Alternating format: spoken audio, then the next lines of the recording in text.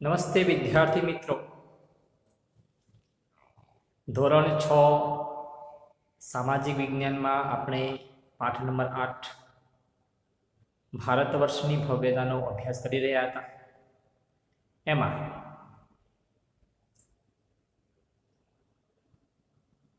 અગાઉના વિડીયોમાં આપણે ભારતમાં પ્રાચીન ભારતનો સાહિત્યનો વારસો એ બિંદુ પર આપણે અભ્યાસ કર્યો હતો. એમાં પેટા બિંદુઓમાં 3 બિંદુઓ હતા કે ભારતીય જે સાહિત્ય છે એ 3 ભાગમાં વહેંચાયેલું છે. 1 ધાર્મિક સાહિત્ય, 2 ધર્મેતર સાહિત્ય અને 3 પ્રવાસી મુસાફરો જે આ ભારતમાં આવ્યા એ પ્રવાસી મુસાફરો અથવા વિદેશી મુસાફરોના વર્ણન, એમ 3 ભાગમાં સાહિત્ય વહેંચાયેલું છે. એમાં આપણે ગઈકાલે ધાર્મિક સાહિત્યનો અભ્યાસ કર્યો હતો. આજે આપણે ધર્મેતર સાહિત્ય એનો અભ્યાસ કરવા જઈ રહ્યા છીએ. તો ચાલો જોઈએ બિંદુ નંબર 2, ધર્મેતર સાહિત્ય. જેમની વિષયવસ્તુ ધર્મની બહાર છે તેવા સાહિત્ય ગ્રંથો ધર્મેતર સાહિત્ય તરીકે ઓળખાય છે. કે જે સાહિત્ય હોય એ સાહિત્યનું વિષયવસ્તુ એ ધર્મની બહાર હોય. જેમ આપણે જોયું કે રામાયણ મહાભારત ધાર્મિક ગ્રંથો છે, ભગવદ્ ગીતા ધાર્મિક ગ્રંથ છે, ઉપનિષદો ધાર્મિક ગ્રંથો છે, પુરાણો ધાર્મિક ગ્રંથો છે. પણ જે સાહિત્યની અંદર વિષયવસ્તુ ધર્મની બહારની હોય એ સાહિત્ય હોય છે એને ધર્મેતર સાહિત્ય તરીકે ઓળખવામાં આવે છે. એ સાહિત્યમાં મોટાભાગે કાવ્યો, નાટકો, પ્રશસ્તિઓ, વ્યાકરણ ગ્રંથો અને સ્મૃતિઓનો સમાવેશ થાય છે. એમાં નાટકો આવશે, અલગ અલગ પ્રકારના કાવ્યો આવશે, પ્રશસ્તિ આવશે. કોઈએ કંઈ નિર્માણ કરાવી હોય એના યાદગીરીમાં પોતે પ્રશસ્તિ લખાવે. એમ વ્યાકરણ ગ્રંથો, જે પણ સાહિત્ય છે, ભાષા છે, એ ભાષાનું વ્યાકરણ, સંસ્કૃત સાહિત્ય છે, બીજી બધી ભાષાઓ છે એનું વ્યાકરણ. અને સ્મૃતિઓ, જે અગાઉ જે વસ્તુઓ થઈ ગઈ છે એને સ્મૃતિ ગ્રંથો, એ બધું જ ધર્મેતર સાહિત્યની અંદર બતાવશે. આ સ્મૃતિઓ એ ભારતના કાયદા ગ્રંથો છે. અને આ જે સ્મૃતિઓ જે છે એ ભારતના કાયદા ગ્રંથો છે. એટલે જેમ જે સમયે જે લોકોએ પોતે જે યાદ આવ્યું અને જે નવું નિર્માણ કર્યું એ ધીરે ધીરે એમને કંડાર્યું પછી એ લાંબા ગાળે એ સાહિત્યના સ્વરૂપમાં આવી એને કાયદા ગ્રંથો બને. એટલે સ્મૃતિ એ કાયદા ગ્રંથો છે. જેમાં મનુસ્મૃતિ, યાજ્ઞવલ્ક્ય સ્મૃતિ અને નારદ સ્મૃતિનો સમાવેશ થાય છે. વર્ષો પહેલાં જે મહાપુરુષો થઈ ગયા એમાં મનુ, પછી યાજ્ઞવલ્ક્ય અને નારદ મુનિ, આમને જે છે એમને પોતે જે પણ વસ્તુ નવીનતા લાગ્યું, જે વસ્તુ એનું નવું નિર્માણ કર્યું, જ્યાં કંઈ શીખવા મળ્યું એને સ્મૃતિમાં રાખ્યું અને પાછળ તે સાહિત્યમાં આવ્યું તો એ સ્મૃતિ ગ્રંથો થયા. એમાં મનુસ્મૃતિ, યાજ્ઞવલ્ક્ય સ્મૃતિ અને નારદ સ્મૃતિનો સમાવેશ થાય છે. કૌટિલ્યનું અર્થશાસ્ત્ર પણ કાયદા ગ્રંથ છે. ચંદ્રગુપ્ત મૌર્ય આપણે આગળના પાઠમાં ભણી ગયા. એ ચંદ્રગુપ્ત મૌર્યના જે ગુરુ હતા આચાર્ય ચાણક્ય, એટલે એમને કૌટિલ્ય તરીકે પણ ઓળખવામાં આવતા. તો એમને ગ્રંથનું નિર્માણ કરી દીધું જેનું નામ છે અર્થશાસ્ત્ર. આ અર્થશાસ્ત્ર નામનો ગ્રંથ છે એ પણ એ કાયદા ગ્રંથ છે. જેમાં રાજ્યશાસ્ત્રથી લઈ અને વિવિધ પ્રકારનો અર્થતંત્ર કેવી રીતે નિર્માણ કરી શકાય, કેવી રીતે સારી રીતે અર્થની વ્યવસ્થા ગોઠવી શકાય, એટલે અર્થશાસ્ત્ર એ પણ શું છે? કાયદા ગ્રંથ છે. પ્રાચીન ભારતમાં મોટા પ્રમાણમાં નાટકો અને કાવ્યોની રચના થઈ છે. પ્રાચીન જે ભારત હતો એમાં મોટાભાગે નાટકોની રચના થયેલી જોવા મળે છે અને કાવ્યની રચના થયેલી જોવા મળે છે. જેમાં વિવિધ પ્રકારના જે કવિઓ, મહાન કવિઓ થઈ ગયા એમને પોતે કાવ્યો અને નાટકોની રચના કરી હતી. એમાં મહાકવિ ભાસ, મહાકવિ કાલિદાસ, શુદ્રક, ભારવી જેવા મહાન સાહિત્યકારોનો સમાવેશ થાય છે. તો આ એ મહાન કવિઓ હતા જેમને મહાન કાવ્યોની રચના કરી છે, નાટકોની રચના કરી છે, મોટા મોટા મહાકાવ્યની રચના કરી છે. એમાં મહાકવિ ભારવી, મહાકવિ કાલિદાસ, મહાકવિ શુદ્રક અને મહાકવિ ભાસનો સમાવેશ થાય છે. આવા અગત્યના મહાકાવ્યો અને નાટકોમાં અભિજ્ઞાન શાકુંતલમ, રઘુવંશમ, મેઘદૂતમ, કિરાતાર્જુનીયમ, સ્વપ્નવાસવદત્તમ અને વૃક્ષકટિકમ વગેરેનો સમાવેશ થાય છે. તો જે મહાન મહાન નાટકો જે સંસ્કૃત સાહિત્યમાં થઈ ગયા, એ સંસ્કૃત સાહિત્યમાં નાટકો થયા છે, એમાં આજે પણ એ નાટકો છે એટલા પ્રસિદ્ધ છે. જેમાં અભિજ્ઞાન શાકુંતલમ નામનું છે, રઘુવંશમ છે, કિરાતાર્જુનીયમ છે, મેઘદૂતમ અને સ્વપ્નવાસવદત્તમ, વૃક્ષકટિકમ, આ મહાન નાટકો છે. એનો નિર્માણ આ મહાન કવિઓએ કર્યો હતો અને આ ભારતનું એ ઉચ્ચ પ્રકારનું સાહિત્ય કહી શકાય, જે આજે પણ એટલું જ પ્રસિદ્ધ છે.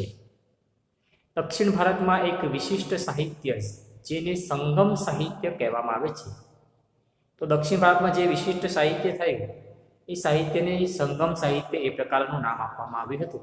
એને એ પ્રકારના સાહિત્ય તરીકે ઓળખવામાં આવે છે. પ્રશ્ન પૂછાય, દક્ષિણ ભારતનું વિશિષ્ટ સાહિત્ય એ કયા નામે ઓળખવામાં આવે છે? તો દક્ષિણ ભારતનું વિશિષ્ટ સાહિત્ય એ સંગમ સાહિત્યના નામે ઓળખવામાં આવે છે. તેની રચના ઈસવીસનની પ્રથમ 3 સદીઓમાં થઈ હતી અને આ જે સંગમ સાહિત્ય છે, આ સંગમ સાહિત્યની રચના એ 3જી સદીમાં થઈ હોવાની, પ્રથમથી 3જી સદી, આ 3 સદીઓમાં એની રચના થઈ હોવાનું માનવામાં આવે છે. મદુરાઈમાં 3 સંગમ એટલે કે સભામાં 1600 જેટલા લોકકવિઓએ વીર કાવ્યોની રચના કરી આ સાહિત્યમાં શિલપ્પદીકારમ, મણિમેખલાય ખૂબ અગત્યના છે. અને દક્ષિણમાં મદુરાઈ કરીને સ્થાન છે. આ મદુરાઈની અંદર 3 સંગમ એટલે 3 સભા થઈ, એમાં 1600 જેટલા લોકકવિઓએ વીર કાવ્યોની રચના કરી હતી. અને આ જે સાહિત્ય છે, સાહિત્યમાં એક શિલપ્પદીકારમ અને મણિમેખલાય એ ખૂબ અગત્યના સાહિત્ય એ છે.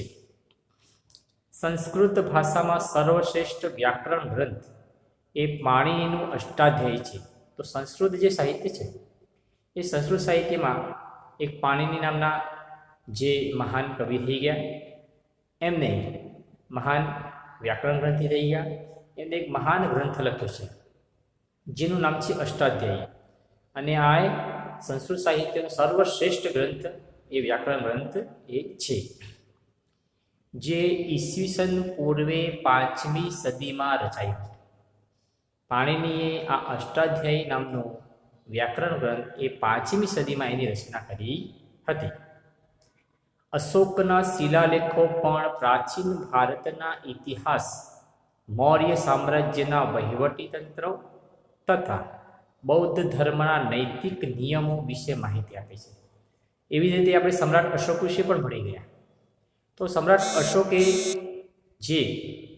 એનો જે ઇતિહાસ છે અને જે મૌર્ય સામ્રાજ્ય છે, એ મૌર્ય સામ્રાજ્યનું વહીવટી તંત્ર કયા પ્રકારે ચાલતું હતું અને એને જ્યારે બૌદ્ધ ધર્મ અંગીકાર કર્યો અને બૌદ્ધ ધર્મ અંગીકાર કર્યા પછી બૌદ્ધ ધર્મના જે નૈતિક નિયમો હતા એના વિશેની માહિતી એ અશોકના શિલાલેખમાંથી આપણને પ્રાપ્ત થાય છે.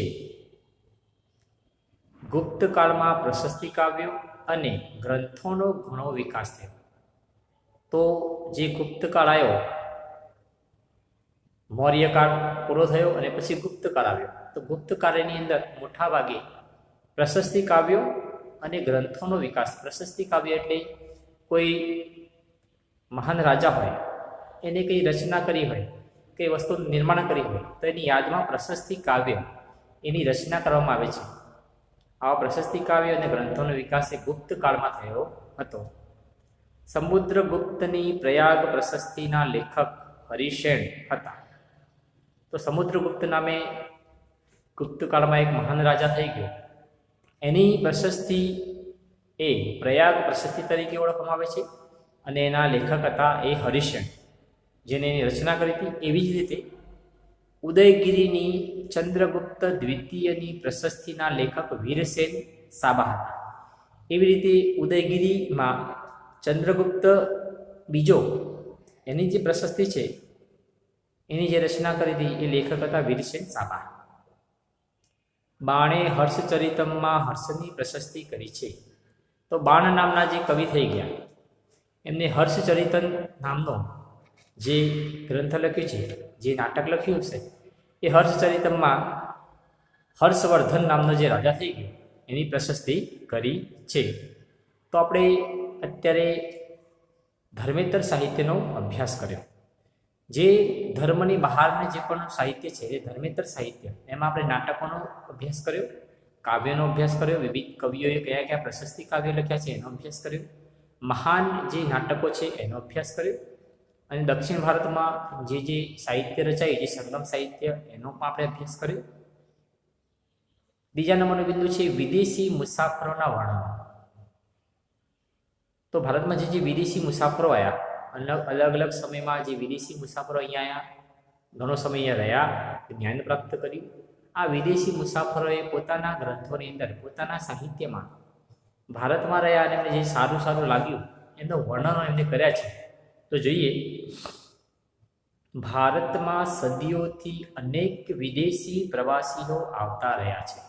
તો ભારતમાં કેટલાય સમયથી, કેટલી સદીઓથી, કેટલા વર્ષોથી અનેક વિદેશી મુસાફરો એ ભારત તરફ આકર્ષાયા છે અને અહીંયા આવતા રહ્યા છે, જેમણે પોતાના ભારત પ્રવાસના વર્ણનો લખ્યા છે.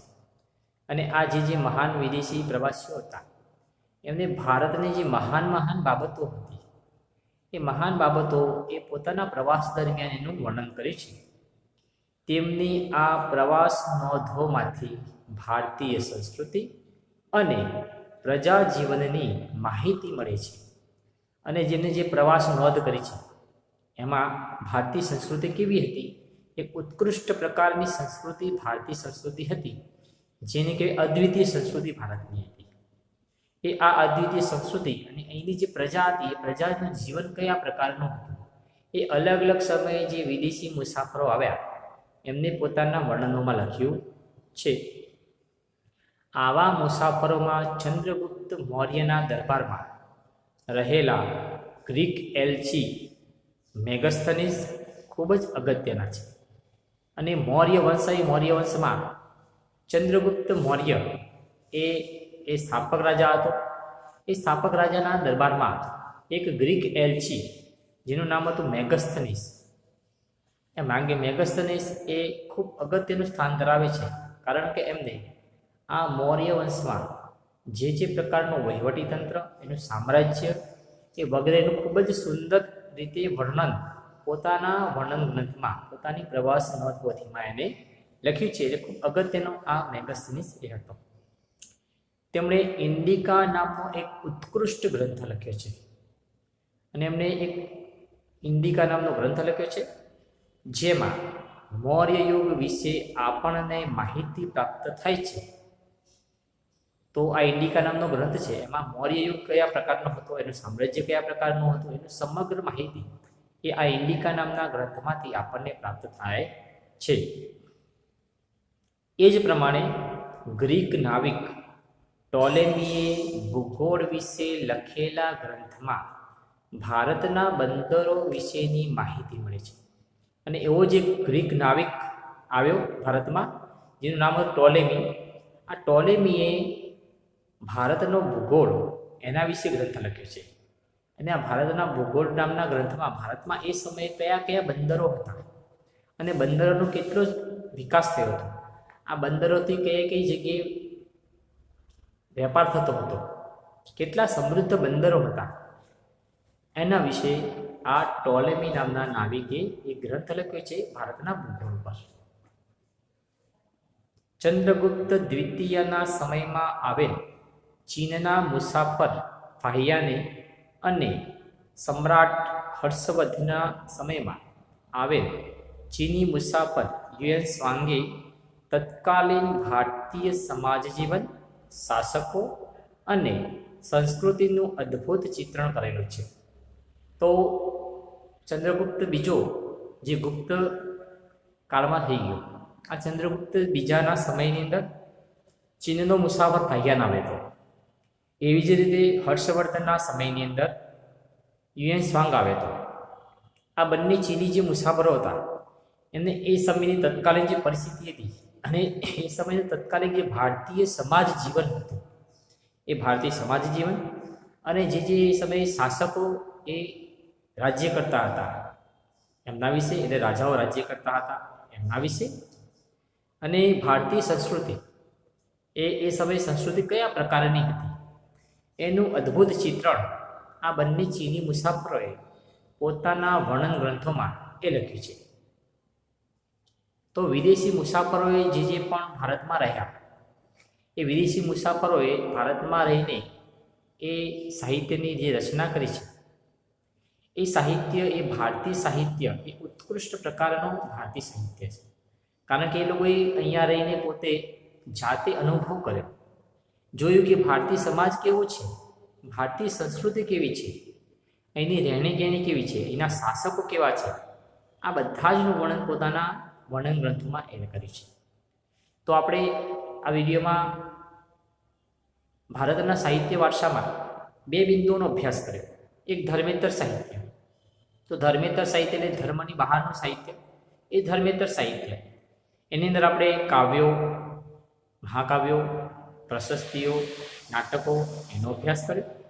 મહાન કવિઓ જે થઈ ગયા, મહાન નાટકકારો થઈ ગયા એનો અભ્યાસ કર્યો. એમને કયા કયા પ્રકારના મહાન ગ્રંથો લખ્યા એનો આપણે અભ્યાસ કર્યો. એના પછી ભારતમાં જે વિદેશી મુસાફરો આવ્યા એમાં એક મેગેસ્થનીસ ટોલેમી, ચીની મુસાફર ફાહિયાન, યુએન સ્વાંગ, આ પ્રકારના જે વિદેશી મુસાફરો એ ભારતની અંદર આવ્યા અને એમને જે વર્ણન કર્યું છે એના વિશે આપણે માહિતી પ્રાપ્ત કરી.